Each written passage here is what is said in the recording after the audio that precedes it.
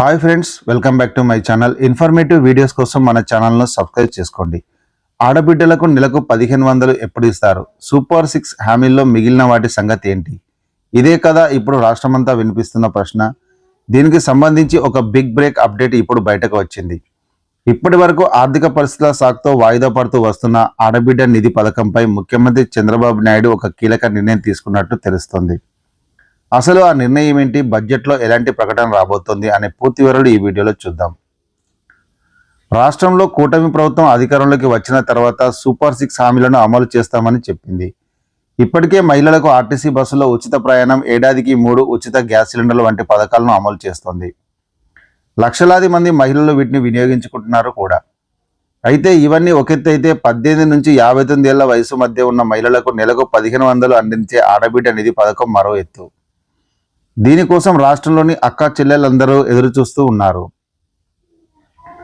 మరోవైపు విపక్షాలు కూడా ఇదే అంశంపై ప్రభుత్వంపై గట్టిగా దాడి చేస్తున్నాయి. ఎన్నికలు ముగిసి సమయం గడుస్తుండడం, త్వరలోనే స్థానిక సంస్థల ఎన్నికలు రాబోతుండడంతో ప్రభుత్వం అలర్ట్ అయ్యింది. ఇక ఏమాత్రం ఆలస్యం చేయకూడదని డిసైడ్ అయినట్లు సమాచారం. అందుకే ఈ ఆర్థిక సంవత్సరం నుంచే ఈ పథకాన్ని పటాలెక్కించాలని ప్రభుత్వం ఫిక్స్ అయింది.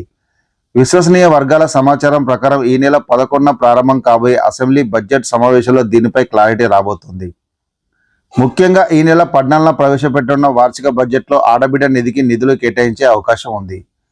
ఈ పథకం అమలుకు అవసరమైన విధి విధానాలు సిద్ధం చేయాలని ఇప్పటికే అధికారులకు ఆదేశాలు వెళ్లాయి.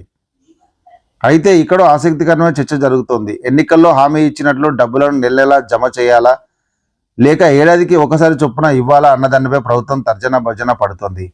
ఆర్థిక భారం భారీగా ఉండడంతో ఆచితూచి అడుగులు వేస్తోంది.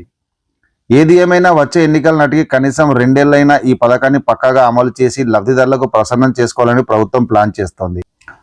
అందుకే ఈ బడ్జెట్లోనే ఆడబిడ్డ నిధికి గ్రీన్ సిగ్నల్ ఇవ్వబోతున్నారు.